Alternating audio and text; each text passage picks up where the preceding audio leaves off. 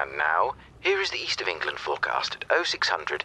Highs in Norfolk, Suffolk, Cambridgeshire, Essex, Hertfordshire and Bedfordshire, all strengthening despite strong headwinds. Norwich, northeasterly 8, occasionally 9 or 10. Norwich Research Park, strong, rising very strong. Tech and creative sectors small but powerful, strengthening in identity. Thetford, Bury St Edmunds, Stowmarket, Newmarket, Haverhill. 5, centrally, interest and excitement building, fresh winds expected soon. Essex, Colchester. Southerly, AI excellence growing, 8 or 9. Machine learning, good. Ipswich, Martlesham, southeast, new breakthroughs daily. Quantum technology starts baffling before enlightenment with possibilities realised. Cambridge, westerly, exponential growth now cyclonic. Potential for collaboration good, rising to excellent, sooner than expected. Felixstowe, Lowestoft, Great Yarmouth. Freeport, very good. New offshore wind facilities, excellent. Renewable energy sector rising to global recognition soon. And here is the general synopsis for Eastern Promise. Host, moderate 5 or 6. Jokes poor, falling to very poor later. Guests, superb. Potential and positivity expected soon. Greetings and welcome to Eastern Promise.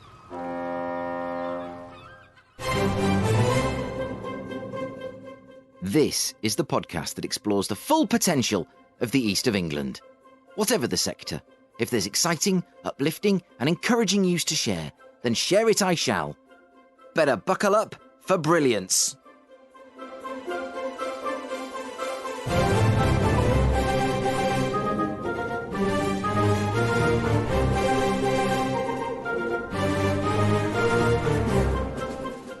In another bumper edition of Eastern Promise, I bring you a second serving of Sync the City 2022. Teams are formed, projects progress, judges deliberate and winners are chosen. Meanwhile, the qualities of leadership and how we identify and train the leaders of tomorrow is a perennial concern across the region. But hope is provided by Norfolk's historian of leadership, Nigel Cushion of Nelsonspirit. And finally, let's tread the boards and discover your favourite theatres, playhouses and live performance venues in the East of England. It's curtains up for CROWDSOURCERY.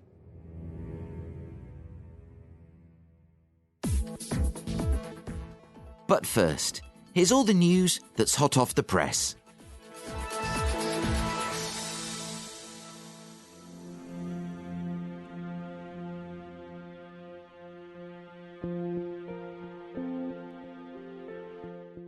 At 7:30 p.m. on Thursday the 15th of December, there will be a service at Norwich Cathedral to connect, give thanks and remember. All are welcome, and there will be contributions from staff, volunteers and trustees of Priscilla Bacon Lodge and Norfolk Community Health and Care NHS Trust. The event is free, refreshments will be provided after the service and no ticket is required. The organisers do ask that, if you would like to attend, please let them know via email to events@priscillabaconhospice.org.uk. A shocking 15% of households in the East of England reported skipping meals, cutting portions, or being hungry but unable to afford food in the last month, with over 15,000 people in Norfolk unable to afford to eat every day. Thankfully, the Norfolk Community Foundation has launched the Nourishing Norfolk project after a successful pilot. The project will help those communities most in need to get access to healthy and nutritious food thanks to a network of locally run food hubs. You can help by making a donation, linking your organisation with those providing support in the community, and connecting Norfolk Community Foundation with other bodies who may be able to help. You can find out more by going to norfolkfoundation.com and clicking on Nourishing Norfolk at the top of the screen. And that's all the news this week. Send me any stories, statements or press releases to newsdesk@easternpromise.site. That's site as in website, SITE.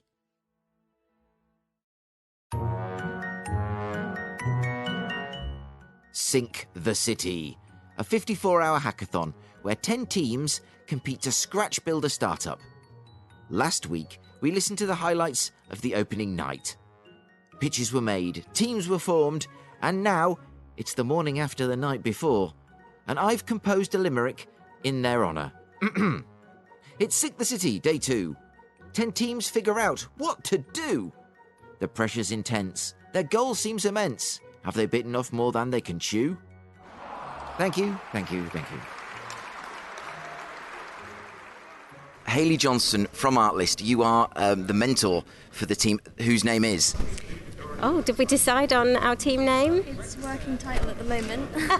It's working title at the moment. It's a bit like the film company. Yeah, waiting for our inspirational moment as to the perfect name. So this can't be your first Sink the City. It must be at minimum your fourth or fifth. Yeah, so it's my fourth time at Sink the City. So I think it's amazing to be back and a fully fledged Sink the City in terms of numbers and like obviously last year we did Sink the City, but it was a bit more of a kind of targeted subject, whereas it's lovely this year to have complete freedom of subject. So an amazing pitches that we had yesterday, like I think the best I've probably seen yet in terms of the quality of pitches and ideas and everything. Well, the other years must have knocked your socks off, because it's my first Sink the City and I was absolutely gobsmacked, and especially by, I have to say, the success of the young students from East Norfolk College, one of whom is here. Could I grab your name? My name's Honey. You and your friend Gemma, I believe, were one of the successful pitches with... Do you want to tell us a bit about what your pitch was? Basically an app where you can scan the product or something and then it tells you how to recycle it, where to recycle it, and if it is recyclable. Now, you seem to have a lot of success pulling together a team very quickly. A lot of it, I'm sure, is due to Hayley and to Jason over there, who I shall wave at now. But you can't see that. Hello, Jason. He's waving back. That's fantastic. And that must be really good to the number of people who are obviously keen to sort of come in and support the college students, a lot of whom were here, but you were the successful ones. Yeah, it's very nice and a good experience. Well, best of luck to you. I'm really looking forward to seeing how it turns out, and whatever else happens, I know it's going to be a really fantastic learning experience. Do you think you'll do it again next year? You have to say yes, because Hayley's here. Yeah. That's fantastic. I'll make sure she does. Thank you very much. Well done, and best of luck for the rest of the weekend. Thank you. Hello, Jason. How are you doing, Mike? All right.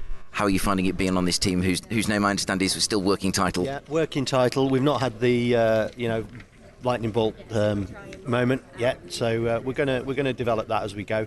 But yeah, I mean, we've got two young ladies here who've obviously got a commitment and a passion for what they're doing, and they're very much focused on helping to change, I think, behaviours really, which is fantastic in this day and age.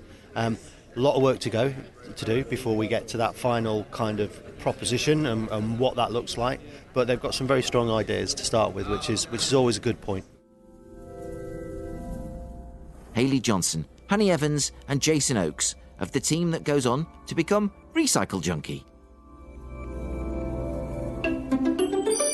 Laurie Burrows, director of Laurie Burrows Limited. You are the team leader. I think it's fair to say that you had a very passionate pitch last night. Very obviously, all of these are passion projects, but you really sort of injected an extra oomph into the project. Do you want to tell us quickly about it? Yes. So, at the moment, with the cost of living crisis, it's been an ongoing problem. There are parents who are having to starve. They're having to choose whether to feed themselves or their children. They're having to choose whether to put the heating on or have a hot meal. And we want to be able to solve, we know we're not going to solve it overnight, but at least put a little dent into this. So we want to create a community hub where these parents can come, get a hot meal, have a support network, and have their more immediate needs supported. But another big thing is we want to support them in actually breaking this cycle of having to rely on resources, food banks, etc. So our idea for that is, as part of this community hub, they'll get access to training and mentorship to learn how to start an online business themselves, so they can then bring more income into their household. I think for us a really important part is them being able to start their own online business. It's exactly what I've done, but with that, and what makes it different to having a job is they can then fit around their children as well. Childcare is crazy expensive. Yes. So if they go and get a job, they then have another cost anyway. They now have to worry about childcare.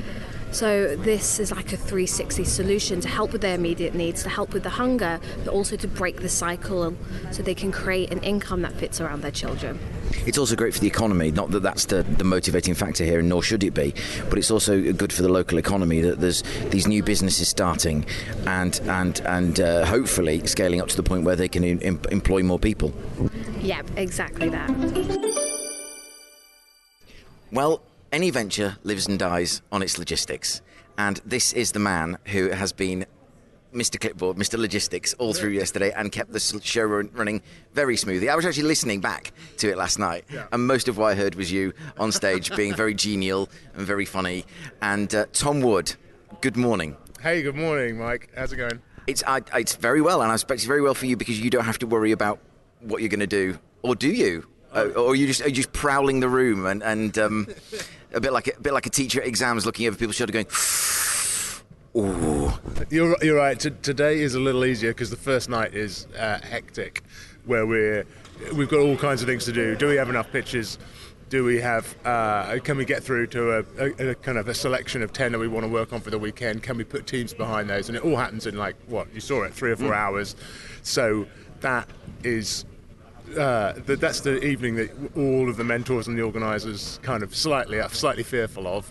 But this year it went very well, and now we have 10 ideas that are being worked up. We have 10 teams working on those ideas, and so Friday, the middle day of Sync, is a lot of fun because people kind of can relax into working on, kind of understanding the business they're working on, the problem space, the audience they're trying to address. So it's a bit more, the pace is a little less frenetic and people kind of relax and get to know each other a bit better. What about those East Norfolk College students? Oh yeah, isn't it fantastic? And so brave. I know it must be really quite daunting to come into a situation which you've no experience of, and actually it's quite hard for someone to describe it to you in advance. I can't do it, and it's right. My job. Yeah, right. And so, absolute hat tip for all of them for showing up. And we also got a pitch from one of them, and that's one of the ideas that we're developing. So, I don't know how old Honey and Gemma are, but they make us look like old men, Mike.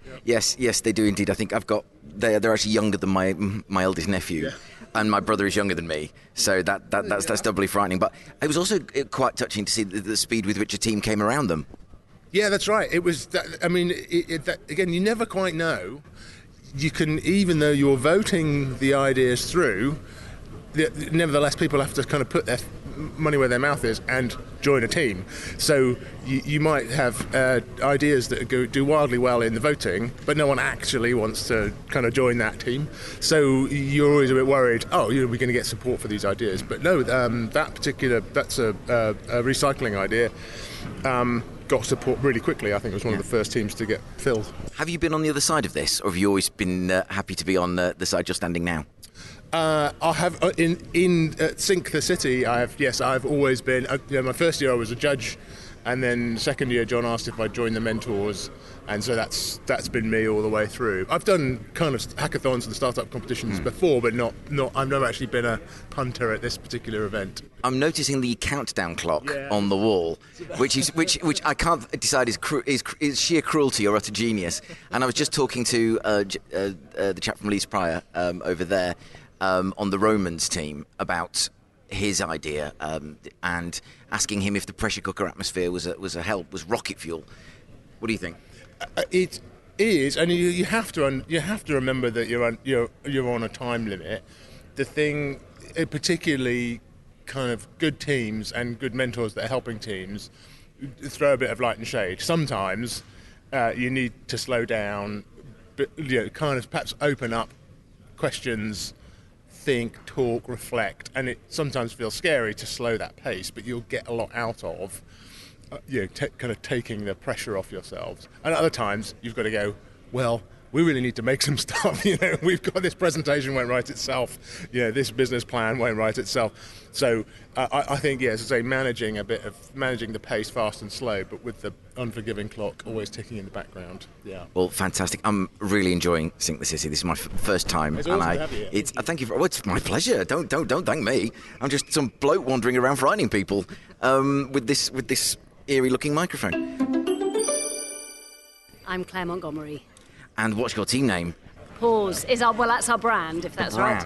Our brand is Pause. Right, okay, your brand is Pause. I like it. And can you tell me a bit about what it's about? So we are looking for an early warning system for the perimenopause. Mm-hmm. So we're looking at identifying why women of between 30 and 50 are end up experiencing symptoms of the menopause that they're unaware of, and how we can help them identify that and get treatment. So it's a big issue because it obviously has a big impact on the woman who is affected in terms of sleepless nights, anxiety, brain fog, all those sort of symptoms. But the issue is also then it impacts the workplace. They're unable to work, so there's time off sick. They're not working at full capacity, so it's a big issue for employers too. So we're looking at both sides of that and looking for a solution, which hopefully we'll come up with in the next 48 hours. So it was your pitch, wasn't it? It was, yes. And are you pleased with the team? You have to say yes, obviously, but are you pleased with the team you've pulled around you? Yeah, no, we've got a great team. We've got some young students, so we've got some good young minds on it. We've also got some experienced marketeers, and we do have a medic, so we've got some great skills. Yes, we have. So, if you don't mind me asking, what do you normally work on when you've not got your head in Sync the City? I'm head of operations at a company called CADS in Great Yarmouth. We're a space planning and software development company. Right. A space as in? As in retail space, so as in the flow around a supermarket store. Ah. So yes. Best of luck. I think this is really important. I'm really looking forward to seeing what comes out from Pause. Is this your first time at Sync the City? First time at Sync the City. What prompted you to come along? Well, I've just finished an executive MBA at the UEA. We had to do a project for our at the end of the MBA. I really enjoyed that. It was a 3-week project, so this rather inspired me as a 54 hours. So yeah, really. Good luck. Really good to see you here. Lovely. Thank you very much. Thank you. Voiceover artist Daniel Tad. What's the team name, Daniel? The team name, we haven't actually come up with one yet. We're actually in the process of trying to think of one. But we're kind of leaning towards this one here. Like Into the Wild, which is heavily Bear Grylls inspired. But we might stray slightly away from this, but something similar to it. Right, I mean, and yeah, I actually am quite struck by your idea, which is I think very different. I think it's fair to say to any of the ones up there, which is probably what one of the factors that got you through, because it was unique. You who are now forever lodged in my mind as voiceover artist Daniel Tad. So how is it going? This is kind of the morning after the night before, as I've been saying in other interviews. How is reality setting in for you? Well, once we started looking into UK laws and regulations, especially like hunting laws and slaughtering laws, it kind of put a few things onto the back bench, like things you're not allowed to do. For example, you're not allowed to use a bow or crossbow in the UK to hunt. And that was kind of a original idea that I had, was literally to go real hardcore, like, hunting animals, etc. So instead we're going to have a workaround in that aspect. Additionally, we're looking at costs. So, for example, the ability to purchase land or to rent land in order to host this activity. Those have been some very kind of awakening moments for us. Well, the one thing I love about doing this is that I can follow in, because I'm beholden to no one but myself, and I can follow any thought down any rabbit hole I choose. Have you looked at bear traps? It's actually against the 1968 law which was created, which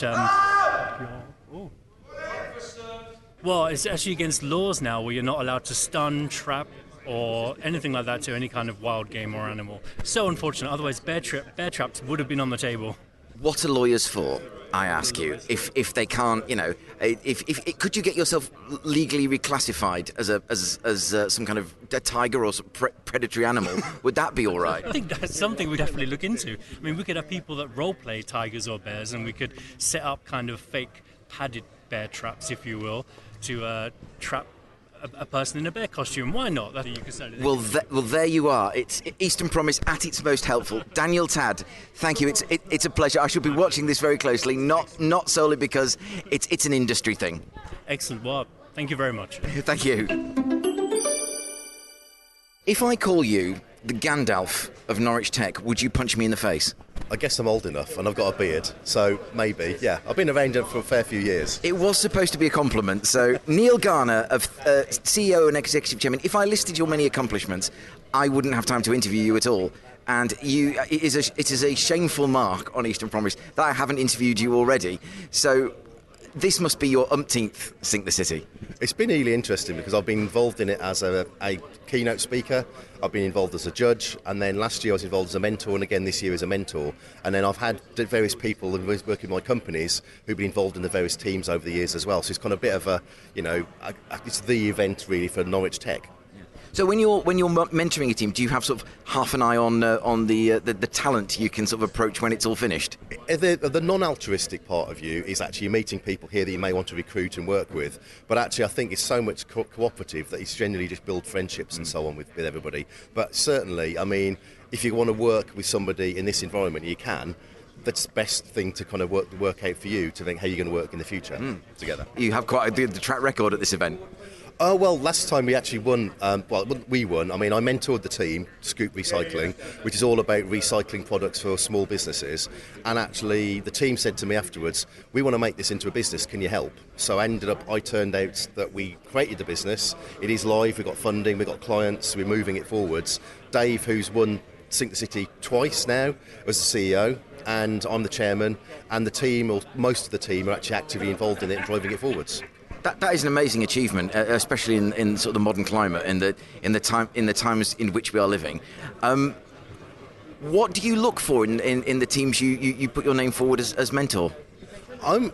Well, today it was kind of which one needed help with the technology or which needed the services, and it was a bit of a different one. So the one I'm mentoring this time is one about hypnotherapy, and the people leading it are actually medical doctors. Yeah. So they're going into it with the medical training, and they need to find the team and the designers and everything else to kind of pull it together and turn it into something that's an accessible business. So for me that was an interesting challenge because I've never worked with a doctor before on medical tech, so hey, it's a new challenge.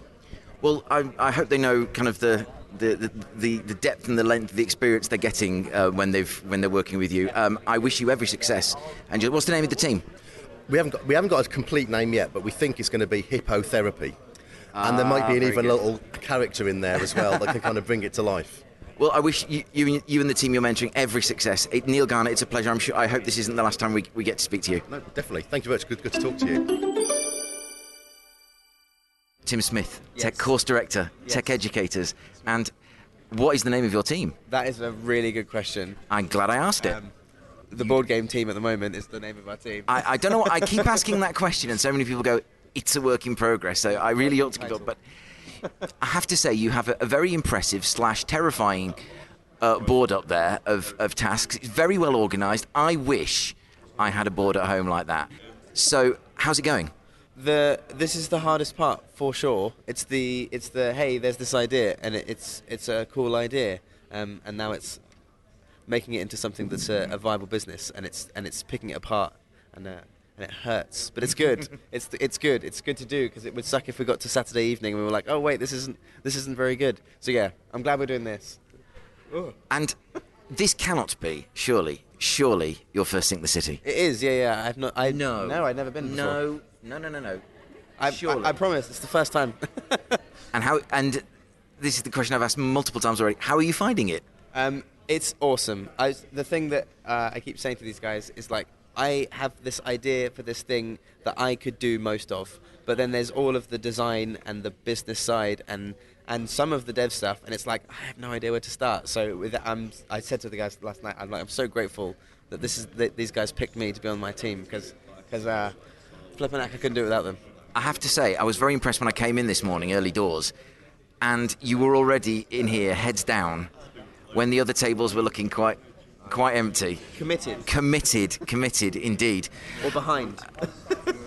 I wish I had this very dedicated team of people who smiled when I picked on you and are now going to regret it, because I'm going to ask this person for her name and to tell me what she's doing as part of the team. My name is Eva. I help with marketing, social media, user experience, project management. Board is on me. I'm responsible for it. And you're with User Story normally, and when you're not with this... I'm joining them next month, but they were kind enough to invite me here today. Wow. So, yeah. Is there anyone here, apart from Floyd, who I talked to yesterday, who this is not their first Sync the City rodeo? Third, and your name is? Max. Why do you keep coming back, Max? Just because I love the event. I think the learning side of it, the ability to meet people, to meet new people is fun. Like working on the idea is cool and the pitch is cool and it's great if you win, but it's the ability to be here and meet people and kind of learn is fantastic. Fantastic. Well, Tim, just in closing, you mentioned in your pitch last night, you specified a number of board game cafes in Norwich. Yes. And that number is? I said at least 3. Oh, I didn't say at least 3. I meant to say at least 3. I think I just said 3. Can you name a couple? I can name 3. Name 3. There's Slice and Dice. Yeah. Athena Games. I'll have to hurry you. And the Games Room. Did I get that wrong? Yeah, the Games Room. Congratulations. I have no way of knowing that's true. The Games Table. The Games Table. Apologies. I'm just trying to check. Do I have to accept your first answer? No, that's fine. We'll take the Games Table. Thank you very much. I only know you now as the Wall Lord, a crack that you may come to regret by Saturday night. It says Nick Anderson, of Artlist UK. Aha, fantastic. It's Friday morning. How is reality setting in? I feel absolutely magnificent. That's good to know. Good to know. So, what can you tell me about the team you've formed around you? We've got a good spread. I think it covers everything we need. We've got good management, good marketing. The development side is handled very well. And at the moment, it's going to be a case of just covering the ground this morning and making sure we're where we want to be come lunchtime. And from there on to success. So have you got any kind of goals for where you want to be by, you say, lunchtime and by the end of the day? Yes, there's a sheet on the table which will hopefully be filled out with a bit more kind of information as we get closer to lunchtime, and making sure that everyone knows what they need to do, and if they don't, who to ask, and just being set up to plough ahead and each do what we each do best. Well, best of luck to you. I can see you've got your head already in coding. What I've got my head in is in Stack Overflow, which every developer who panics runs to immediately. So let's hope Stack Overflow doesn't go down during the next 2 days. I certainly hope not. And Ilona Utting, you are the mentor for this team. I'm not. No. You're not. You're just on the team. Sorry. I'm on the team. Well, I'm going to cut that bit. You can be sure of that. How are you finding it being on a team? Is this your first Sync the City? No, that's my second one. I've done another one 3 years ago, and actually I'm really enjoying it. So we've set up a really good team. We've already set up a Trello board. If you know anything about me, I love a Jira or a Trello board. So setting the tickets up and making sure that all of the tasks are distributed. We've got quite a lot of tasks to do. We've got some research to start today. I'm going to be working on the business plan, it's going to be really busy in the next 54 hours. Well, I'm glad I'm catching you before everything really gets going, and fantastic, good luck. Wow, I've never seen the man at work before, but James Adams completely earning his non-fee as a mentor here. How you been, Mike? I'm all right. Good morning. I'm really enjoying it. It's amazing. How many is this for you, or is this your first time? This is my first time at Sync. This isn't my first hackathon, but this is my first time at Sync. So the more important question is, how are you finding it? It's Norwich. This is what we love, right? So I love Norwich. You know my opinions and my views on this place. Yeah. So to see a community like this sort of coming together around creating businesses and what we're trying to do here is incredible. And there's a huge amount of talent as well. So from university students all the way through to sort of experienced individuals that have built, grown and exited companies wanting to get involved in this. Just shows the community that you have in Norwich. So it's a great thing. Well, it is an absolute pleasure to be here. And last night was just wild. I've really never seen anything like it, and it was such a. We've got people from Cambridge here who were like, oh no, I absolutely wanted to be here. Yeah. So that must be quite a buzz for you to think people from Too Cool for School Cambridge, and I love Cambridge, but Too Cool for School Cambridge. Computer Science Komsky. They don't. They do. They don't. What at the William Gates Computer Centre? I don't know, but yeah, we've got the head of digital learning from Cambridge University here. He's been to a few events. He's quite into his blockchain, which is always good as well. In fact, he's on our team. He's just not here at the moment. Oh, that's a shame. But hello, team. Hello. Well, that's the kind of delayed reaction you can expect from. Hello, team. Hello. That was marginally better. Well done, everyone. And I'm lucky. Yeah. No. That's too much this time in the morning. Now, I'm just going to jump on this person here who's I've seen express the opinion that this is, should we say, a bit of a challenge ahead of you, but you are in safe hands with James Adams, and he's not paid me. I'm actually saying that because I mean it. Liv Johnson, user experience design student at Newer. How are you finding it? Is this your first Sink the City, he said? Yeah, so it's my first one this year. Last night was kind of crazy because obviously I've never done it before, but the vibes are really good. It's really exciting atmosphere. I'm just excited to get into it, really. Were you expecting this kind of atmosphere, or have you done a hackathon before? No, I've not done anything like this before, so completely different. Never tried anything like this before, but it's exactly what I wanted it to be, really. What year were you in at Newer? So I'm year 2. Oh, right. Yeah. Okay, so you must be enjoying it there. Did you single out Newer? Yeah, I did. Yeah, it was one of the only ones that I applied for when I was applying for unis. But yeah, love it there. Well, I will let you find more pastries, which is clearly a concern that you have, and rightly so. I can say, Sophie Ross, who I tried to interview last night and wouldn't be interviewed.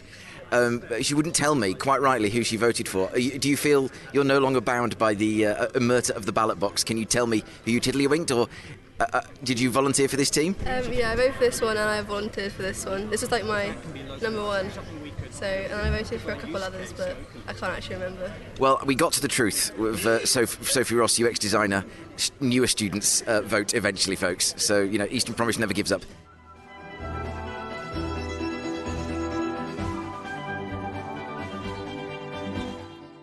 My thanks to John Fagan and all the Sink City organisers, mentors and teams for welcoming me as an honoured guest. I'm already looking forward to next year.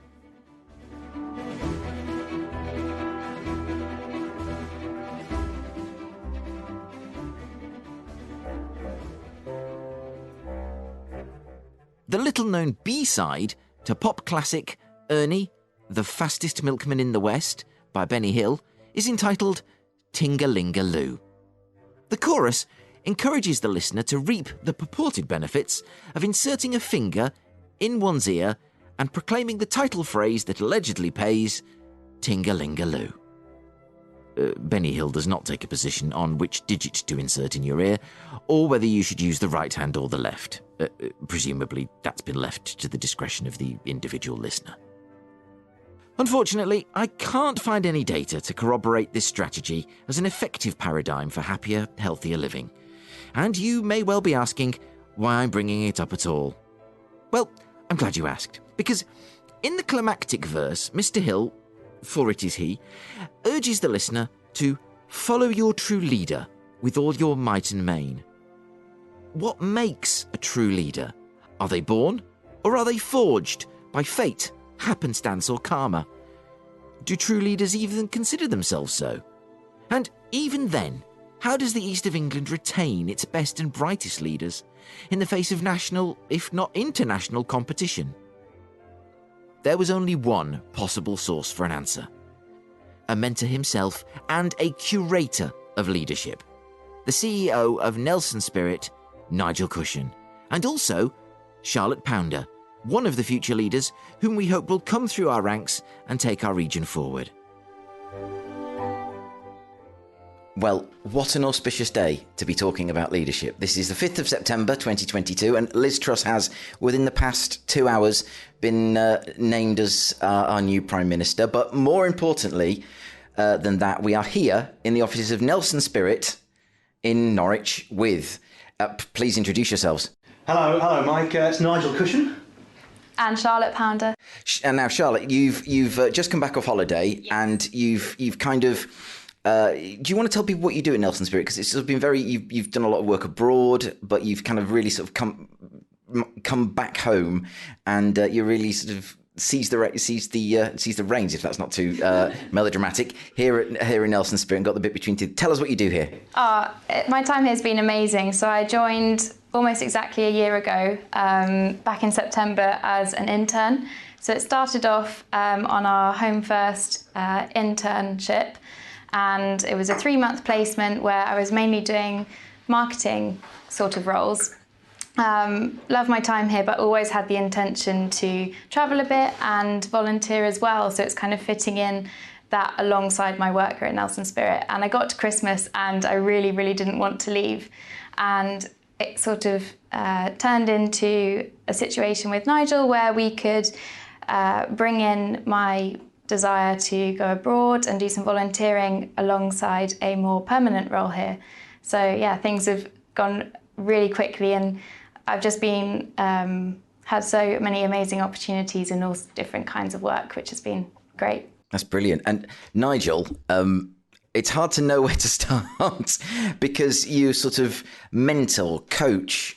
You are in many ways kind of the custodian of that, the Nelsonian spirit, well, Nelsonspirit, so obviously, but you're kind of almost, you seem in many ways to me to be, and no disrespect to other historians in Norfolk, but very much sort of the curator and sort of historian-in-chief of that kind of the leadership and throughout Norfolk and the east of England. Is that fair? Yeah, I personally got very interested in Nelson about 15 years ago, and was flying back from an event abroad and was reading a book on Nelson and got captivated. And really, the thing that caught my imagination was yes, we're interested in the history, but particularly his unique approach to leadership. All being about engaging with people and getting close to people, and the thought of maybe we could start applying that to our lives, to our businesses and charities. We have some fantastic businesses and charities in the East, as you know, Mike, but at that time very much everybody was kind of doing their own thing and working alone. Nelson's whole thing was close engagement with the enemy, and I thought, well, the enemy today might well be the fact that we're all working separately. So that was kind of the start of us, and we got 9 people together locally, the chief execs and managing directors of businesses and charities, just 9 of us 15 years ago, and we've just welcomed our 57th member in, and it's been a heck of a journey. Oh wow, that's huge. And do you, for those who aren't familiar with Nelsonspirit and the work you do, can you just sort of encapsulate that for me? Yeah, the Nelsonspirit, we're a gang in effect,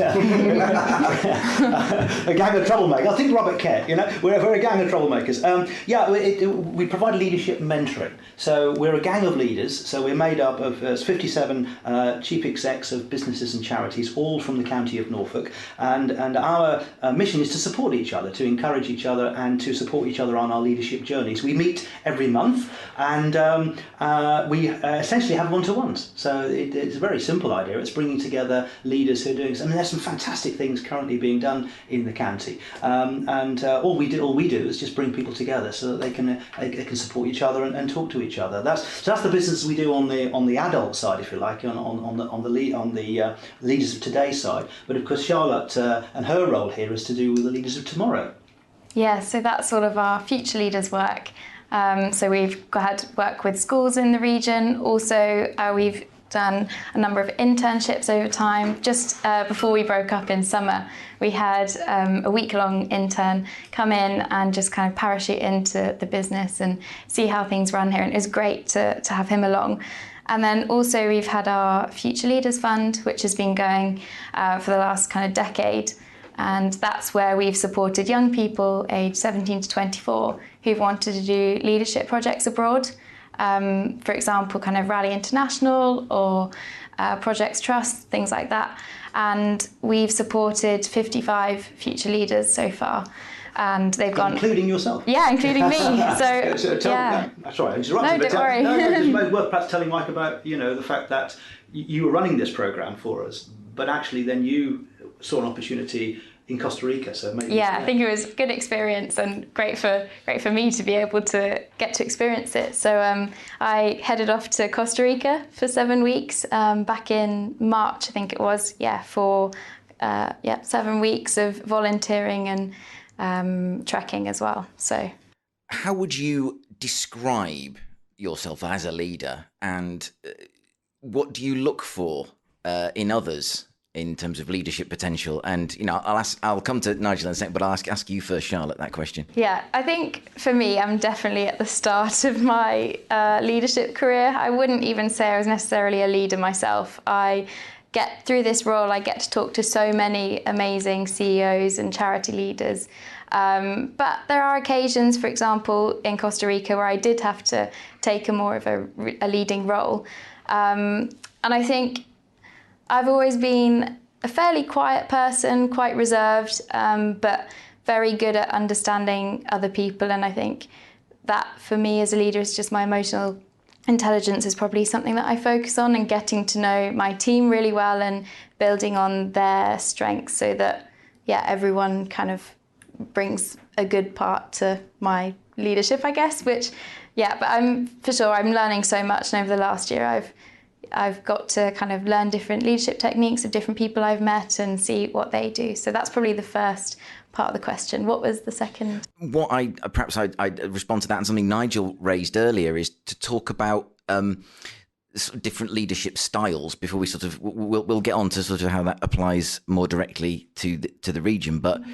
Looking very much at the kind of split in opinion between what's the best kind of leader. Is that sort of the lone wolf up the top, sort of a bit unknown, but everyone looks up to them and moves forward, or is it the sort of the consensual leader who sort of brings in the team, wants to hear from everyone, and some say that the lone wolf is at the top is a bit untouchable, unreachable, not really listening to the troops on the ground, and some say that the consensual style sort of brings a homogeneity to the team. They bring in the people like them, not necessarily the best people. I have no view, but Nigel. Our leadership, who knows more about leadership than you? Well, I don't know. I would say neither.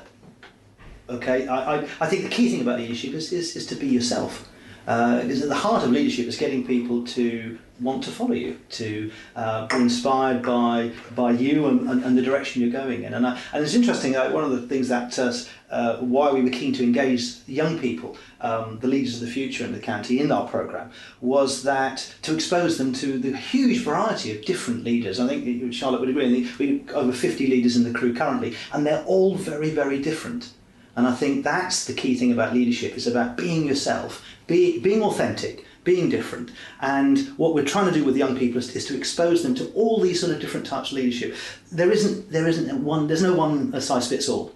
And I think there's a time, some of the best leaders sometimes need to be authoritarian and directive and the lone wolf. Other times you need to be more consensual and more participative. And I think it's very simple to simplistically split it into the two. Yeah. It kind of works in an academic frame. But the thing I've learned really from working with all these fantastic leaders we have in the county over the last 15 years is that they are all completely different. And none of them, not a single one, would fit any of the models.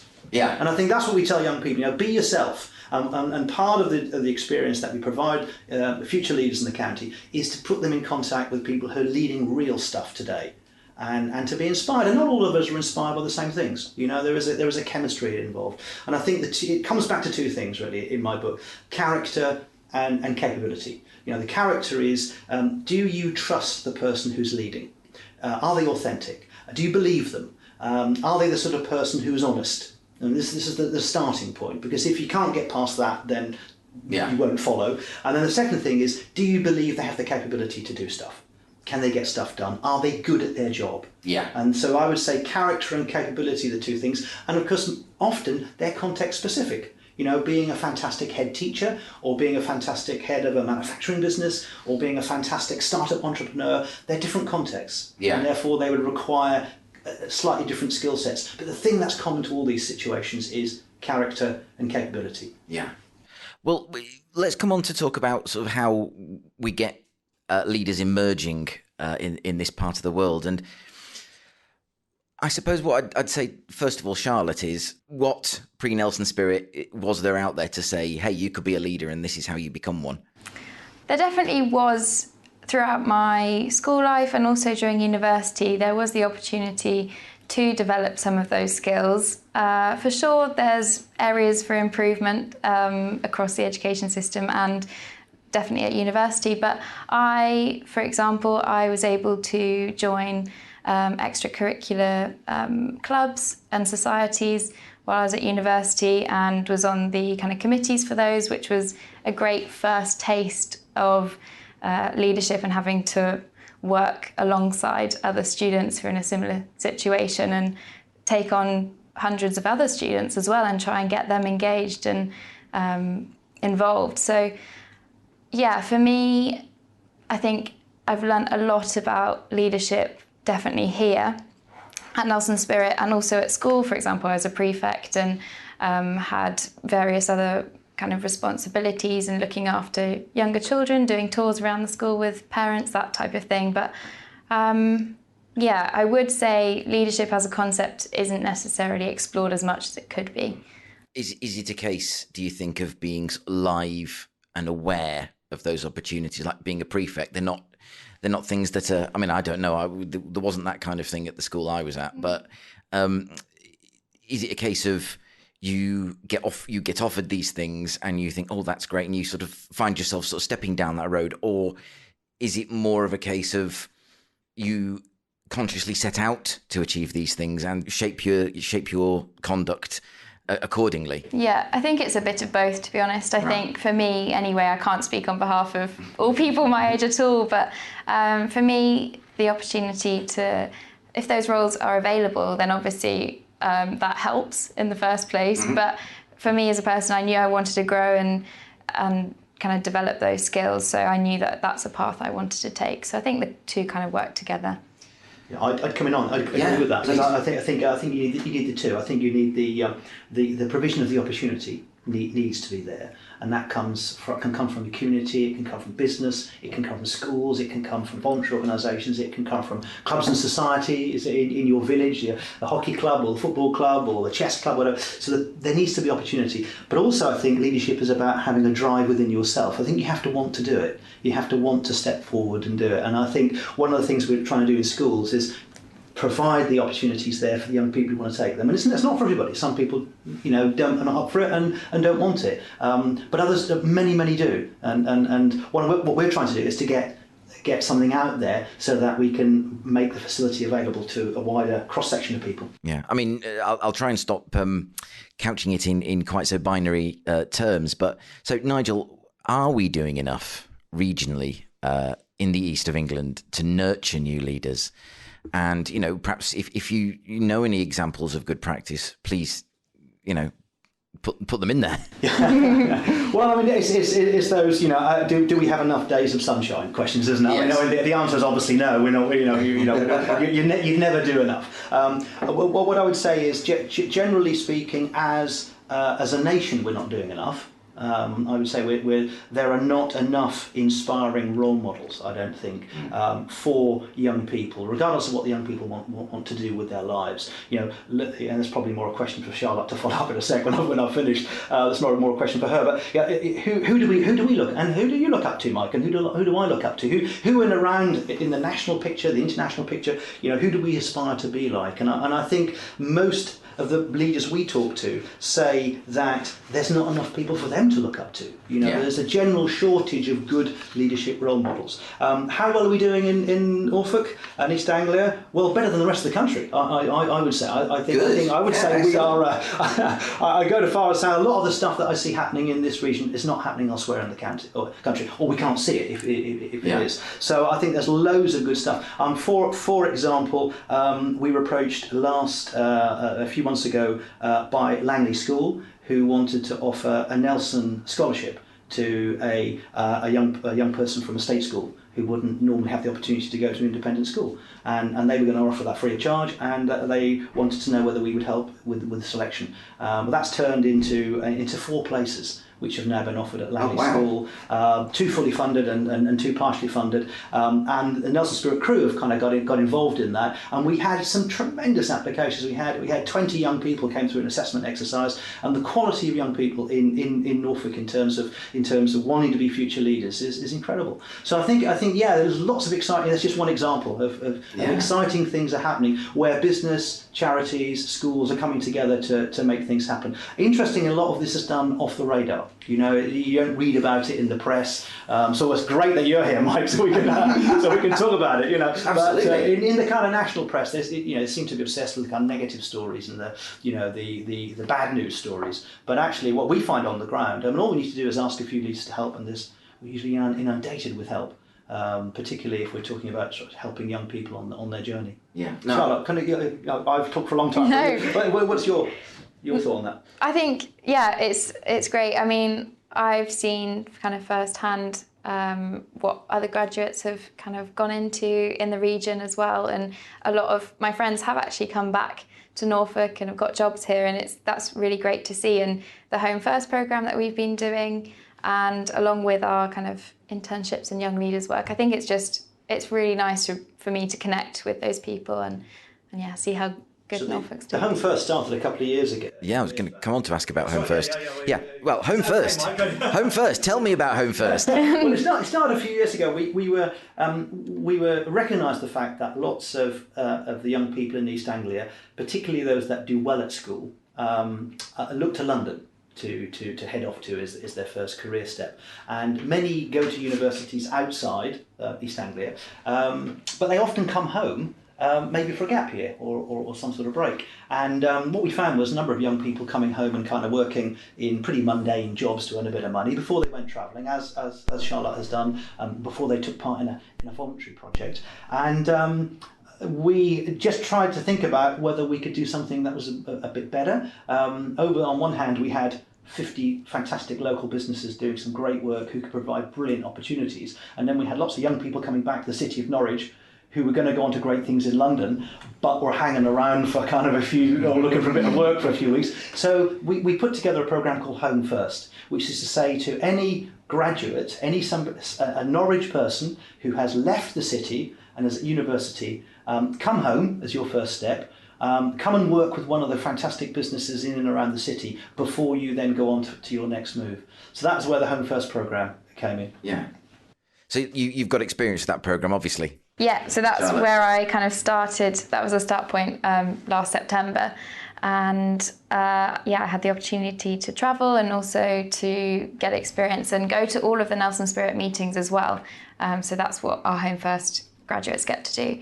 And so amazing chance to meet other charities and businesses that you may or may not want to work for in the future. And we just looked last week, and we've got people who've been on Home First here in Norwich, have worked in the Cabinet Office. They worked for Ocado, Capgemini, Accenture. Wow. So some of the top names, blue chip names. No pressure. And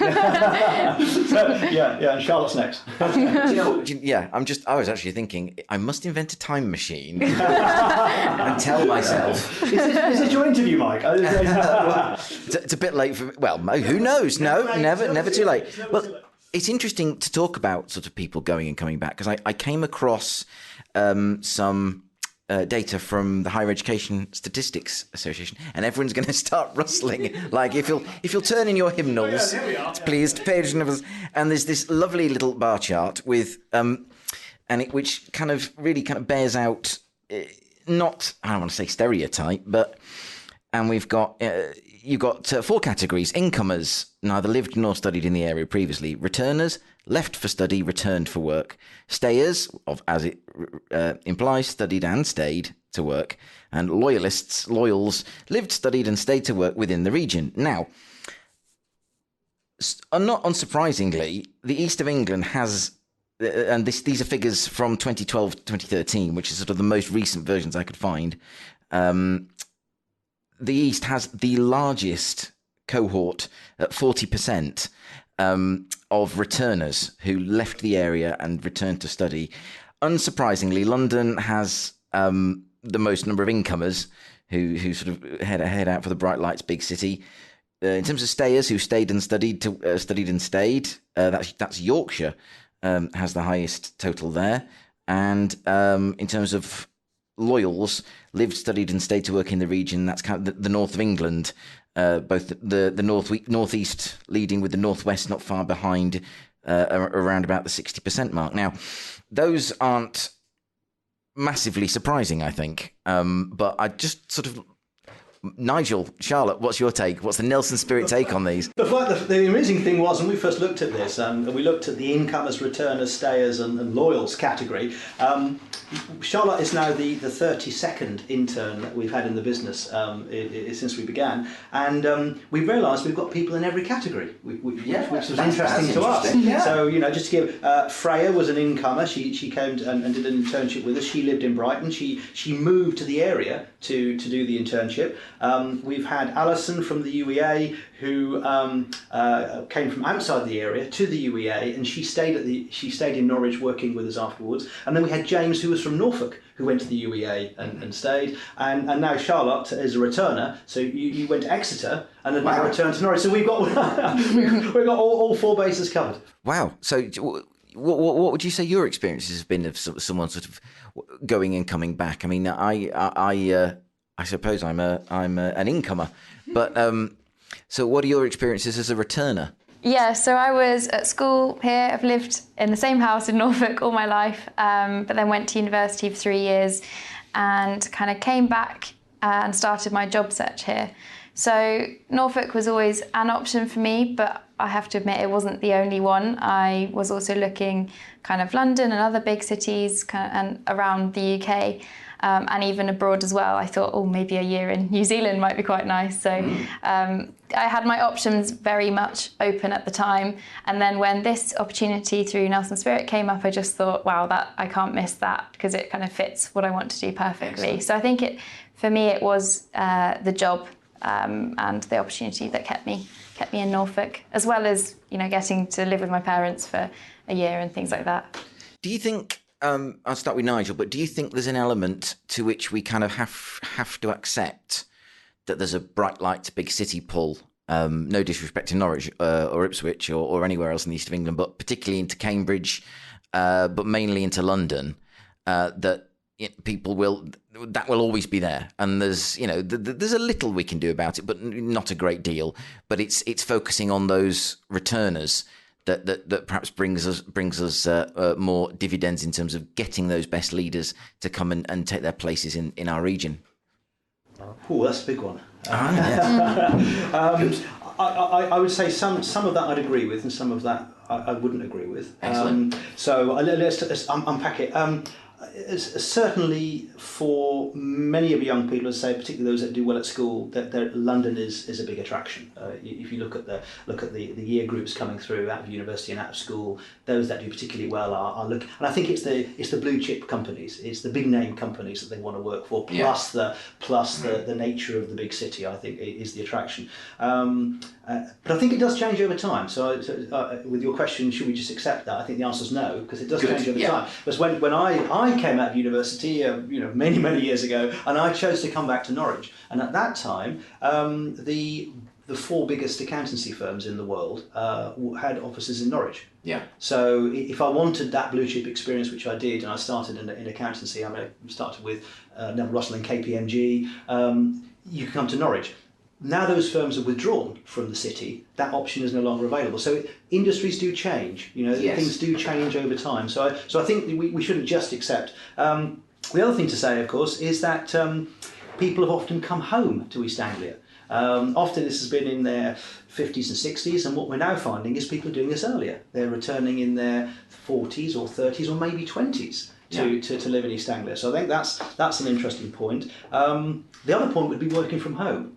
Because now we're finding people are getting jobs in London, and actually one of the great things about East Anglia is the quality of life here is fantastic. It is, and people would probably not choose to leave for the quality of life, but they would have to go for the job. Now, if you can get a job in London and live on the North Norfolk coast, maybe that's the golden ticket. So I think that's going to change, and we haven't yet fully seen how this hybrid working is going to play out. The other thing, it will be interesting to see how many young people, we haven't got the data yet for this year, are still interested in joining the corporate life, because corporate life is obviously, that is synonymous with London. With the increasing in the gig economy, for example, you can actually set your own business up for anywhere in the country. So for those, we're seeing now a lot of young people, particularly on the environmental side, wanting to set up their own social enterprises, wanting to set up their own businesses. That can be done anywhere. So I think we're in a moving picture, and I think it will change. So I don't think, no, I think we have to accept that, and sometimes it's good to leave the village. You know, I mean, sometimes perhaps we all need to do it at some point, to go out and stretch our wings and look at other things. But actually, it's amazing how many young people now are returning back early. Yeah, I think I know from my own wife that she was very adamant that she wanted to return, and I think that for the east of England, that's quite a strong pull in many young people, as you say, because of that quality of life and the things you find here that you just can't find anywhere else. But Charlotte, how do we go about? I think not just. Start again. How do we go about attracting the best leaders to come and make their careers in the east of England? Let's sort of say we're not necessarily just focusing on growing our own, as it were. How do we tempt, do you think, people to come in and be part of it? I think obviously I can only speak on behalf of myself, and obviously there's a lot in the east that is very attractive to young people and to kind of who want to work here and spend their life here. But for me, I think the three most important things are working in an exciting and challenging role. So the role and the job itself needs to be, have development opportunities, and then secondly, it's also the people that I want to be working with. Maybe this is not very specific to the East, but I need to be working in a kind of supportive team and people around me who will motivate me, and also colleagues that I can have fun with and bounce ideas off. So the context of where I'm working is probably one of the most important things to me, alongside kind of company values and ethics. And I think that's becoming increasingly important, especially amongst my generation. I think so many of my friends are kind of looking into ESG and seeing what the company culture is as opposed to where it is. So maybe if the East kind of focused more on that, then maybe that's how we can attract more people over. I mean, I think it's a very interesting point. Nigel looks poised and ready. Yeah. Wow, can I come in? Yes, of course, yeah. Yeah. I think two points really. One is when we talk about the best, how do we attract the best? I think I would draw a distinction between being the best leaders and the best business people and the highest performing people at school. And these are not necessarily the same people. So I think we have to be careful when we talk about the best. What does that mean? Exactly. Some people who are fantastically good in business do very badly at school. Some people who are fantastic in business do very well at school. They're not the same thing. So I think that would be my first challenge to the question. But to try and answer it, I would say probably go even further than Charlotte and say to answer your question, how do we attract people in? I would say they're already here. Excellent. So we already have the best people here. Yeah. And actually, to be honest, Mike, your question is slightly Roman. Yes. Yes. Well, do you know what? It sounds like a perfect opportunity to ask you to sort of recount that Roman anecdote you told me, which I have used again and again, and I seem to have forgotten just then. But go for it. Well, the Iceni were the tribes people of ancient Britain 2,000 years ago that lived very peacefully and very happily with huge amounts of culture and stability and very happily in their communities. And then the Romans arrived and told them that they were unhappy and then wanted them to behave in a Roman way.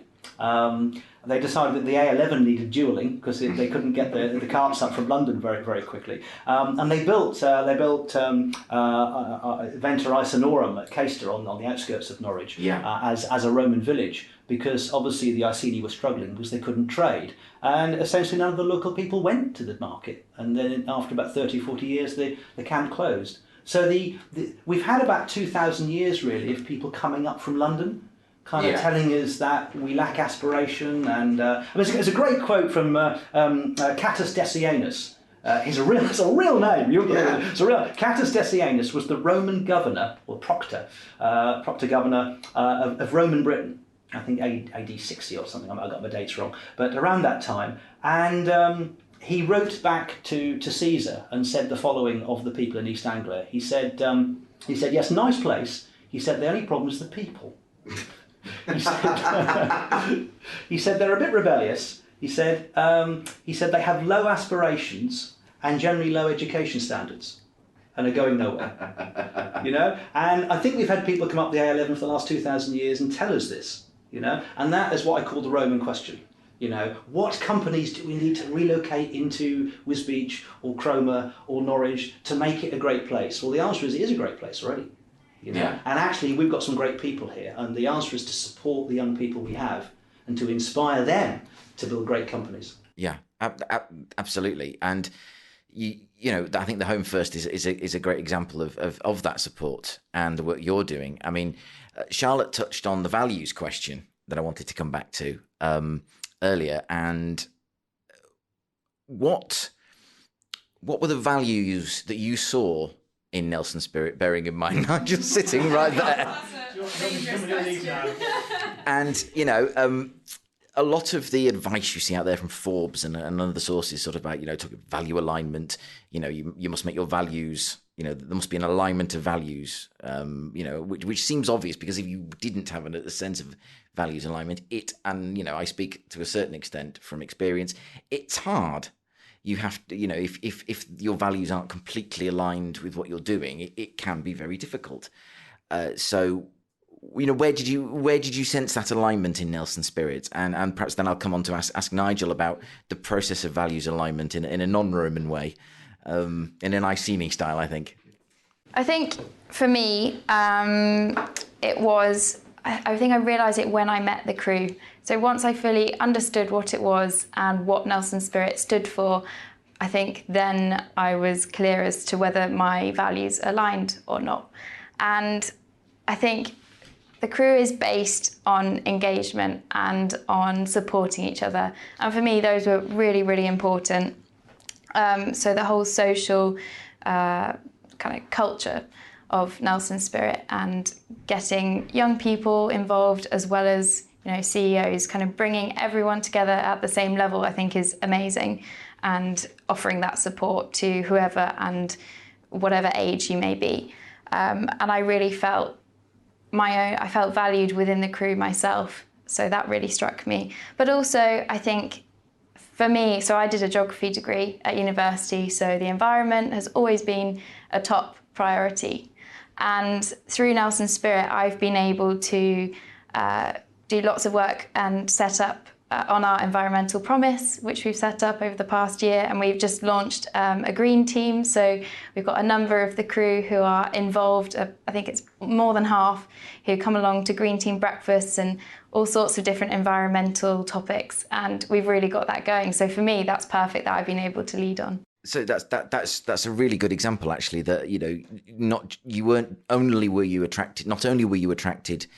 I'm going to start again because I can cut this bit. Not only were you attracted to the values in Nelsonspirit, but you brought your own values along, and your valued the way you value the environment, for example, and you sort of made that alignment happen within the organisation, which I think is great. Values, Nigel, alignment of those values. How do we make that work? I think a lot has been written about this, and a lot of companies spend a long time identifying what their values might be. What we found is values are very individual. People, they're very personal. What do you believe in? So I racked my brains quite a lot in the early stages about how we define the values of Nelsonspirit, but because we're an inclusive community, the values are different. People have different values right across the community. So what is it that we could hone in on to bring people together? And we were clear about 3 things. We call them beliefs. This is what we believe. And if you believe this, you're welcome to join us. And if you don't believe us in this, then okay. So the 3 beliefs were that it's good for leaders to engage closely. So close engagement, as in the Nelson concept, is good. Yeah. It's good for you as an individual leader, it's good for your business or charity, and it's good for the community. That was our first belief. Our second belief was that helping others is one of the best ways to grow yourself. So when we get the crew together, the focus isn't on extraction, it isn't on what can I get out of it, it's what can I give, and how can I help the other people here. So that's our second belief. And our third belief is that we feel it's the duty, again a Nelson word, we feel it's the duty of the leaders of today to support the leaders of tomorrow. So there are 3 beliefs. And we say to people, if you sign up to those 3, you're welcome. If you don't sign up to those 3, that's fine. You probably won't fit in the group. And when engaging on a wider scale, I say, the 4 things we're for, as we're for Norfolk, we're for young people, we're for business, and we're for the community. Yeah. And if you're for those 4 as well, then you're on our side. If you're against any of that, then you're not on our side. Yeah. So it's about being clear, I think, on what it is you stand for fundamentally, and then allowing people the opportunity, as we said with Charlotte, she's got a passion for the environment and for ESG. Some, if not most, of the crew also have that. So we've now formed a subgroup of people that really want to motor forward in that area. Yeah, that's excellent. I mean, I think that it's sort of the private sector, business sector are the ones who are really making strides in those areas, are really kind of focusing very seriously on ESG, on net zero, in a way that, I think not necessarily the local level public sector, but national public sector would be doing very well to emulate. But I'll hop down off my soapbox now. And so when the wider business community is looking for its leaders within the east of England, are they, do you think, Nigel, looking for the right qualities in people, or could they be looking more broadly? Crikey. It's difficult, a very difficult question to answer, because it depends on who we're talking about doing the looking. Mm-hmm. I think it's very difficult to generalise, because you've got 80-90% of the businesses in the region are SMEs. Yeah. And then you've got a very small number of very large organisations. So when we talk about leaders, what leaders are we talking about? Yeah. The bigger companies tend to look outside the village for their leaders. Yes. It's quite interesting that I found this a common around the world. That I was doing some work last year in Canada, and it's the same thing in Canada. If you're from Toronto, nobody will offer you an opportunity, but the people in America, in Chicago, will. Yeah. So there's often this sense of, we need somebody from outside to come in who doesn't know the history type thing. So so often people look outside rather than inside. So I would say one of the fundamental things is look inside first, because often we miss people, because we know them too much, or they're not visible internally. I think just maybe alter the question slightly, is, are we putting enough, it's very easy to say, oh, that chap's a leader, or that lady's a leader, because they are outspoken, because they are big personalities, and because they're quite quite decisive and clear in what they want to happen. And are we placing too little value on soft skills, on having that integrity, that core, that, someone might not be, fill a room with their personality, but they still might be very clear-headed about what they want to do and able to softly bring people along? Yeah, I think in the public narrative we use the words interchangeably, which is not helpful. So we often say leader when we mean entrepreneur, and sometimes we mean business person, and sometimes we mean celebrity, and sometimes we mean big character, and we use these. The interesting thing at the moment is the difference between being a leader and somebody who holds a leadership position. Yeah. So this is an interesting piece of research, maybe worth sharing at this point, that we did within East Anglia, and we asked people, who inspires you as a leader? Yeah. And we gave people 4 categories. Mm-hmm. We said people in leadership positions, like Prime Minister, head of the Bank of England, head of the European Union, whoever, people, head of the county council, people in leadership positions was category 1. Category 2 was famous people, but people who are not in leadership positions, so celebrities, footballers, whatever. Category 3 was friends and family, and category 4 was work colleagues. Yeah. And we asked people to say where they got their inspiration from. Okay, Mike, I'm putting you on the spot now. Right. What? I'll now announce it. What do you think? How did people go? Well, that is a very good question. Where did people... I think, let's say colleagues. Okay. I'm well off, aren't I? No. There were 3 categories that were well supported. Yeah. Okay. The top category was friends and family. Mm-hmm. Most people in business get most of their inspiration off friends and family. Really? Yep. Sorry, Mum.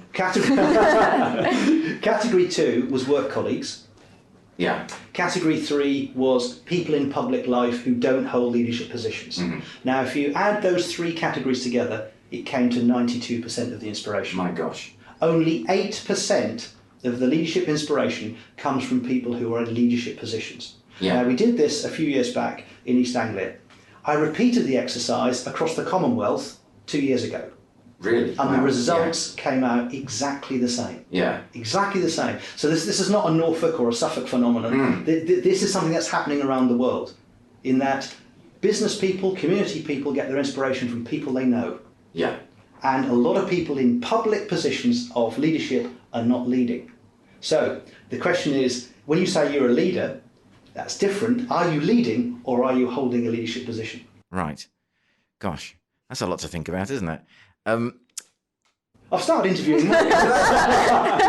Tables are turned. You've completely started me there.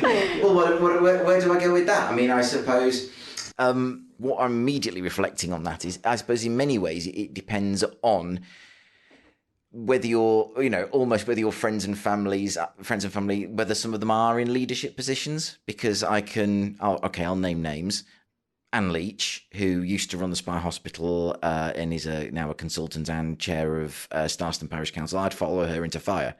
Amazing woman, fantastic. She's just got that inspirational core that makes you think, right, where do you want to go? Because I'll come with you.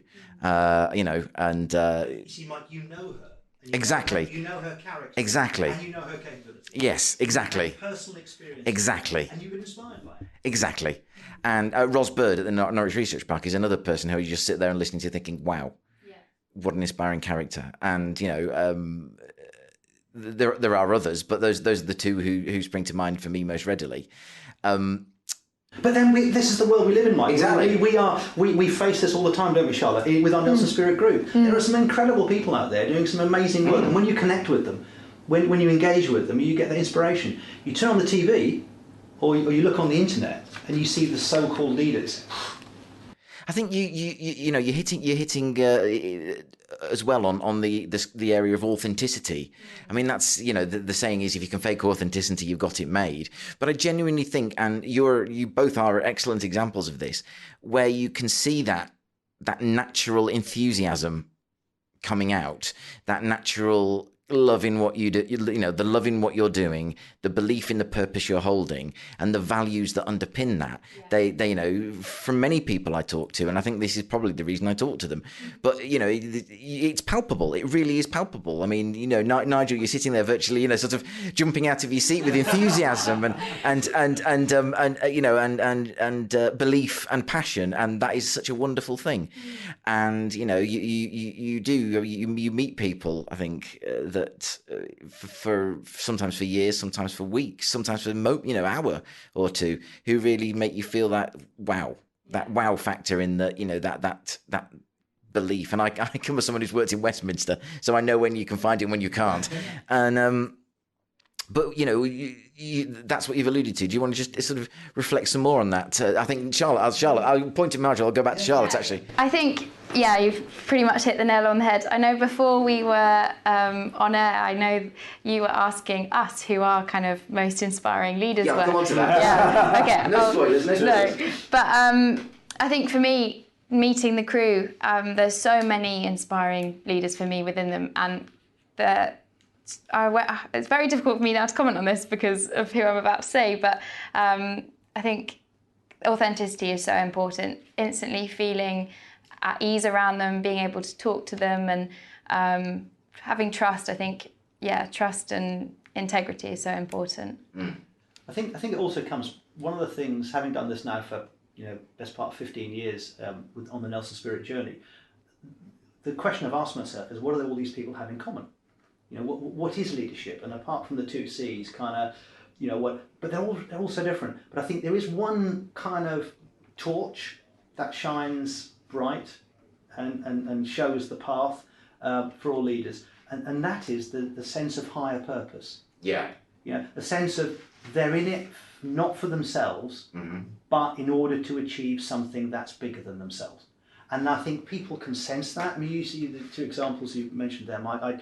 We know both as individuals, and you're spot on. They are people who shine that light, and other people can see it, and you can't fake it. No, the politicians try to, but people can sense it. And I tell you, young people are particularly good at sensing that. As we get older, perhaps we become less good at it, but young people can sense it. And we're born with this intuition, I think, of knowing whether somebody is doing it for themselves or are they doing it for a greater purpose than themselves. Yeah, I mean, absolutely. I mean, I think now is a good point to visit that question that I kind of posed to Charlotte and Nigel via email, which was excluding, for Charlotte, you're not allowed to pick Nigel. And Nigel, Nigel, you're not allowed to pick Nelson. So, Charlotte, can you name for me some, they don't have to be, just personally known to you, but, you're the leader you sort of most identify with, who you really, interested in following, who are really keen to follow? So it was a difficult question for me. I did think through celebrity names and kind of people throughout my childhood who have been, I think, who I've looked up to over time. But for me, it did kind of boil down to someone who I knew personally. I think, yesterday I was doing a half marathon for Little Lifts, and their founder, Owa Hackett, she's absolutely brilliant, the most charismatic and inspiring person I think that I've met. And for me, doing a half marathon was a bit terrifying, and I thought, no, I can't really do that. It's not something that I was looking to. But when I met Owa at a Nelsonspirit meeting back in November, I got chatting to her, and then she told me her story about how she set up Little Lifts and was diagnosed with breast cancer at the age of only 28. So I'm 23 now, so that's, not even a big difference in age. And for her to turn something so life-changing into something so positive by setting up Little Lifts and then getting a great team around her of volunteers and people who want to support her, I just thought, this is amazing, and I want to do something small that can help. So forgive me, because I'm really interested to unpack that a little, because once you'd met Owa and you'd sort of committed to the half marathon, was there an element to which is, I have to get this done for Owa, I have to sort of show Owa that, or do this for Owa, do you think? Definitely, yeah, for sure. I mean, I couldn't let her down. Exactly. Yeah. I think what I was groping for was you didn't want to let her down, and So was that a kind of a motivation as obviously keeping you going? Definitely, yeah, and just kind of thinking about so they support. They provide care packages for patients going through chemotherapy or radiotherapy. So it's always been a cause very close to my heart. I knew lots of people in my family and friends have had cancer, and I just think their message of a little kindness can go a long way. That really kind of struck me, and I just thought, oh, that's amazing, and just what Nelsonspirit's about as well. And I think, that's really good. I won't break into my sort of wobbly rendition of "Try a Little Kindness" by Glenn Campbell. But go on. No, thank you. No, thank you. Remind us of. No, I know.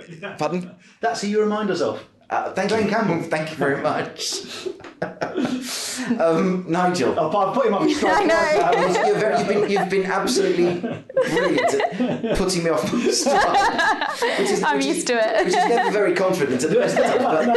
But, Nigel, your ideal leader, that inspires you, and we're not allowed to name Nelson. Okay. I think for me, having been now doing this for, I'm in my 50th year now.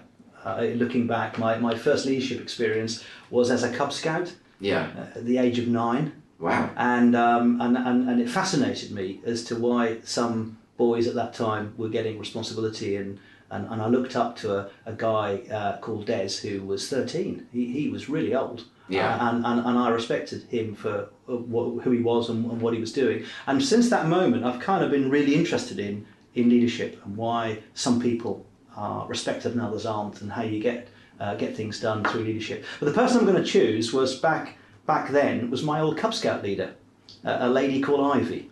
Fantastic. She was a spinster. Mm-hmm. She was overweight. She wore really raggy clothes, and you wouldn't regard her as an archetypal leader, but she was brilliant.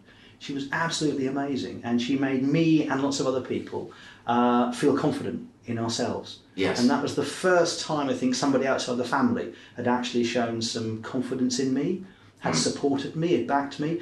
And if I can, I'll just give one little story as to how this sort of developed. I do a lot of bit of speaking now, as you know, I might. And back then, when I was 9, I was petrified about having to say something in front of the rest of the pack. And she asked me one week if I'd do the prayers. And I remember standing there with a piece of paper in my hand, physically shaking, because I was so nervous to speak in public. And afterwards, she smiled at me and nodded, after I'd delivered the prayers. And the next week she said, would you do the prayers again? And I've written either A or B. Which one would you like to do? So I read it again. This time I wasn't quite so nervous. And then the third week she said, I've got some ideas on what you might do for the prayer.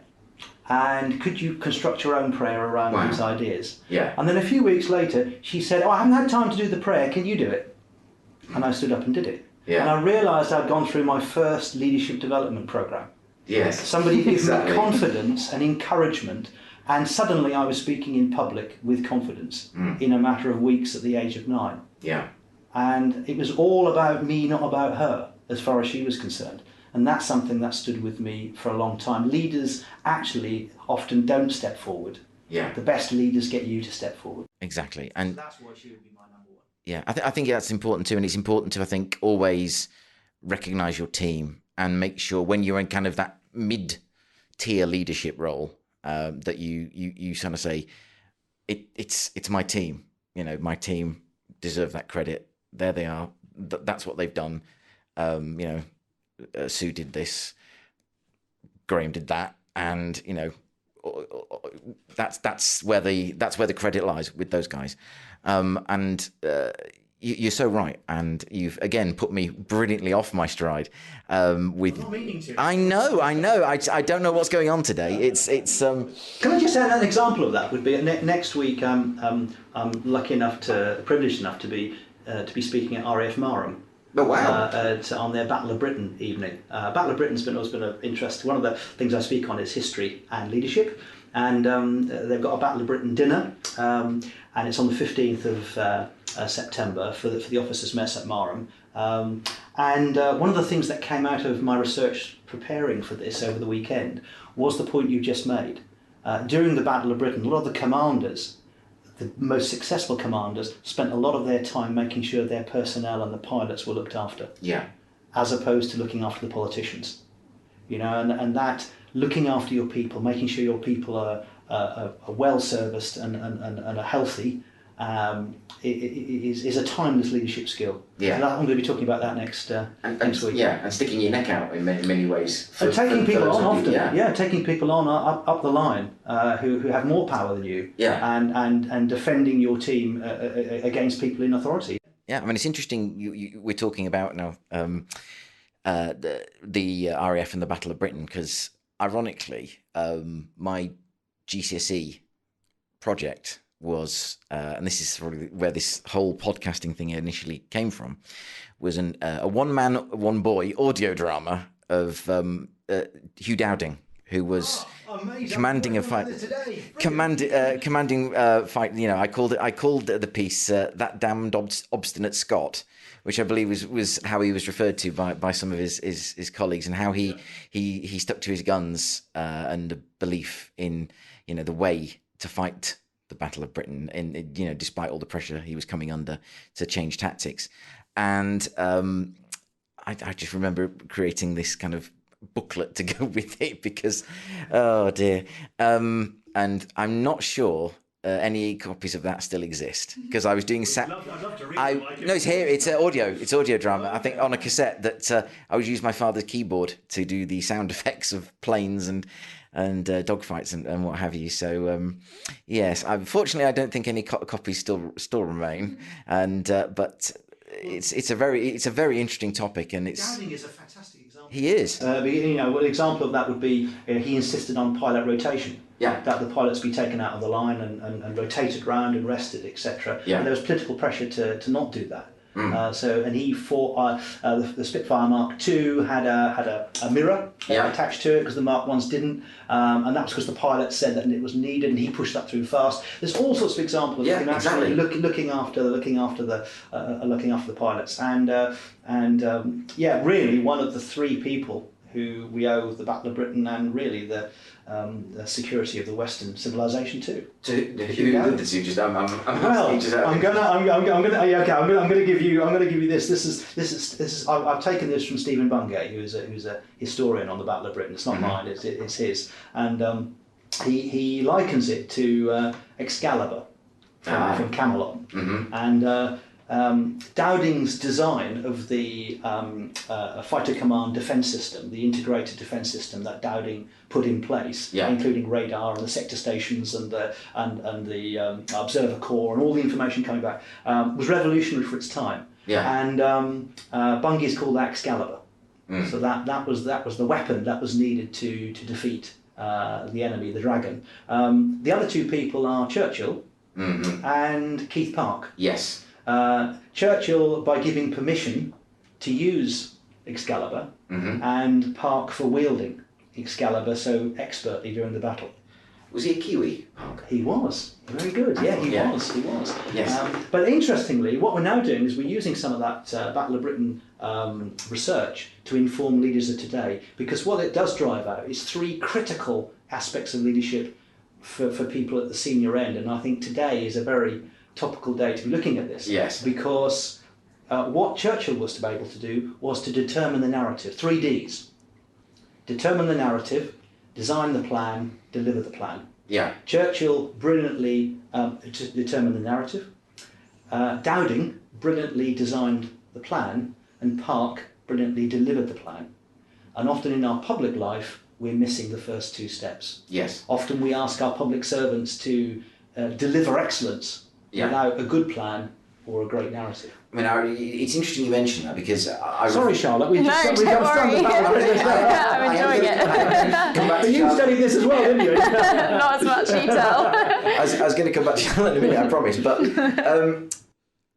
what I find is very interesting about Churchill, and I've reflected on this a lot in, should we say, recent times, without going too deep down that road, because this is essentially Eastern Promise's mission statement is relentless, crushing positivity and optimism about the East of England. And what I find really interesting about Churchill is my deep belief that where he differs from more recent wannabes is that I think he would have, in a heartbeat, changed places with anyone on the front line. He would have put his life on the line for the country without question, without hesitation. He would have done that. And I think there are regrettably not as many examples of that in our current political leadership as perhaps are needed. I hope I'm wrong. I hope I'm being unfair. But that's why the difference I felt came in. I mean, Charlotte, let me just change tack a little and just go on very briefly before we start winding up, is to talk about diversity and balance in leadership. Now, I'm not blind to the fact that the two examples I gave were women, and I've worked under as many women as I have men. Various levels of trust, and and it's kind of gender blind when it comes to that for me. But where do you place us? Now, this is a very difficult question that I'm asking, because being a middle-aged man is a very difficult question. A white man is very difficult to ask. But how are we doing in the east of England in, do you think, in having that sense of diversity, having as much access for young female leaders as we are young male leaders? And I wonder what Nigel thinks. You think about this between sort of restoring a balance and then rectifying an injustice. Is there a risk that we go, too far down the and we lose that meritocracy, or do we need to do that just to restore the balance? After a sort of centuries of imbalance. That was deep. He's getting me back now, isn't he? Yeah. I think diversity and inclusion are different,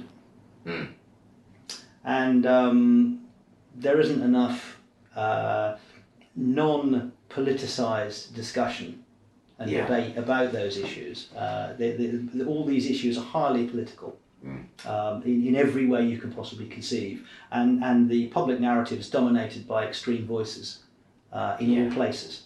So it makes it very difficult to have even a discussion about these things without a lot of people being very offended very quickly. In Nelsonspirit, we've thought very carefully about this, and what we've decided, what we're about, is inclusion. And we want people to feel as though they are included and can be included, and that Nelsonspirit is for everybody. Okay, so that's different than driving a diversity agenda. Yeah. Because diversity in relation to what? What is your community? The Norfolk community is very different to the community in Norwich. Yeah. The Norwich community is different from the community in London. And if you start to focus on diversity often, someone says to me the other day, only half serious, half joking, diversity leads to exclusion, inclusion leads to equality. Yeah. So there are lots of different things. I think you can get hung up with a lot of this. I think course. what we've tried to do is to say, okay, how do we make our communities and how do we make our businesses inclusive to people? In fact, if I can draw attention to the podcast I did with UEA a few weeks ago on the strangers who came to Norfolk, to Norwich, in the 16th and 17th century. At that point, a third of the population of Norwich was foreigners. And generally, the foreigners got on really well with the locals. Yeah. And things worked well. They set up businesses. The relationships were really good. So it was because at that time Norwich was very inclusive and welcomed the strangers into the community. And together we make something that's better. Yeah. So I think for most people on the ground who are not political, this is a political issue, but for most people who are not political, I would say all the businesses and charities we've met are very much into inclusion. People want to include people. What people get annoyed with is kind of artificial kind of agendas and targets and stuff that doesn't really make much sense. So I think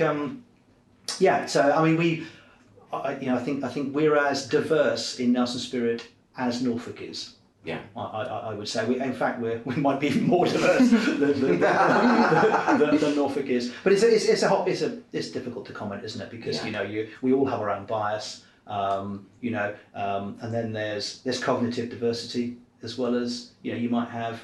I did some work with the Bank of England a few years ago, and they were very pleased because they had some diversity. But all their people came from one university, for example. So is that diversity? Yeah. If everybody thinks the same way. So yeah, it's to be honest, it's not a topic. It's not a topic. If you've got an inclusive group, it's not a topic that comes up very often. No, of course. Because people, if they're comfortable who they are and you don't need to raise it at all. I mean, one of the charity members we have is a charity called Globally Onward, set up by Yulia, who's a Romanian lady, moved into Norwich, and she's trying to find jobs for professionally qualified immigrants moving into the city. And everybody is getting behind it, and all the crew members are behind it. And because people see the higher purpose. Yeah. They can see she's a genuine person. They can see that she's trying to do something which is positive. And that's far more important than hitting a diversity agenda. Yeah. Well, what a beautiful point to bring the whole thing full circle and to a close in that higher purpose. And Nelsonspirit is an excellent example of that higher purpose, I think. All power to you, all power to what you're doing, and Eastern Promise, myself, supporting that, completely. I was going to say 110%, which is a ludicrous thing, because then you can drop your effort by 10% and still be claimed to do everything. So, but you do such fantastic work. We're so pleased to have you as the custodian of one of the East of England's most revered leaders, and I wish you every success going forward. And thank you ever so much for your time. Thank you, Mike. Thank you. Well, it turns out that there were two experts. And what an enormous pleasure it was to speak with Nigel, whose Tiggerish enthusiasm and passion for Norfolk cannot be extinguished. And to Charlotte, of whom we now have great expectations, so no pressure there.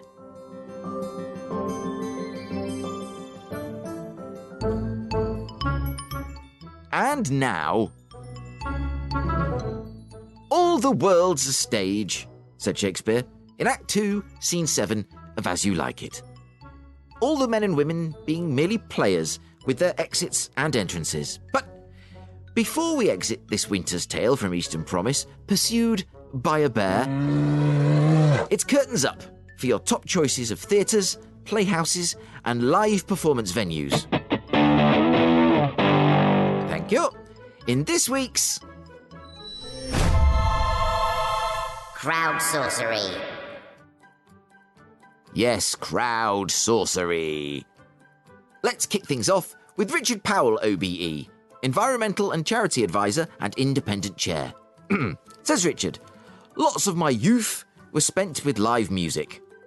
I loved real musicians, some of whom were probably dodgy, like the Sex Pistols at West Runton Pavilion, or Bilbo Baggins at New Beach Hotel in Great Yarmouth. But the best venue, then and now, for bands is still the LCR at UEA and the Waterfront.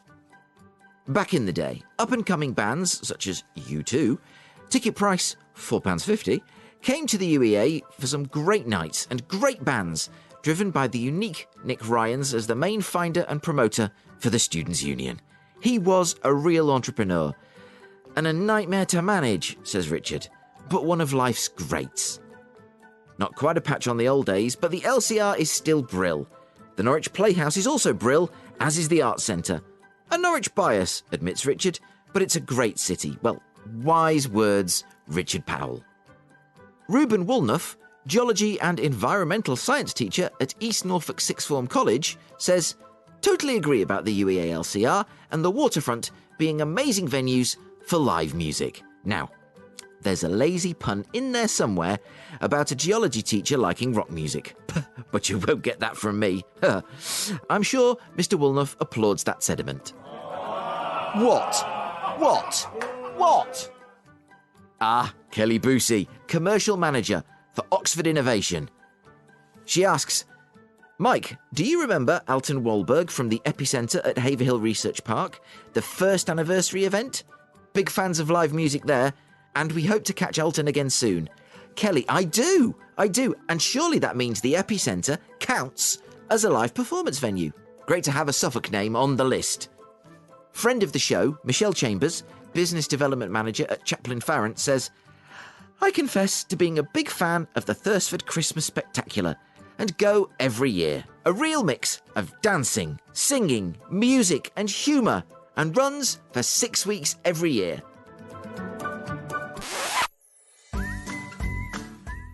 If you're in or you're coming to the East of England for Christmas and you've not heard about the Thursford Christmas Spectacular, well, www.thursford.com/Christmas-spectacular.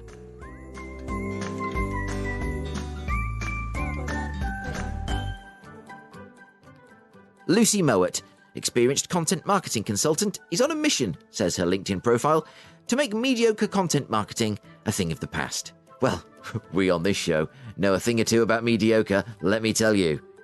Lucy says, I'm a big fan of the Norwich Playhouse mic, and I've seen some fantastic acts there over the years. James Lee Burgess, FRSA, augmented reality superstar and our guide to the Digitech factory at City College Norwich on last week's episode of Eastern Promise. And he has a very simple cry. He says simply, Norwich Arts Centre!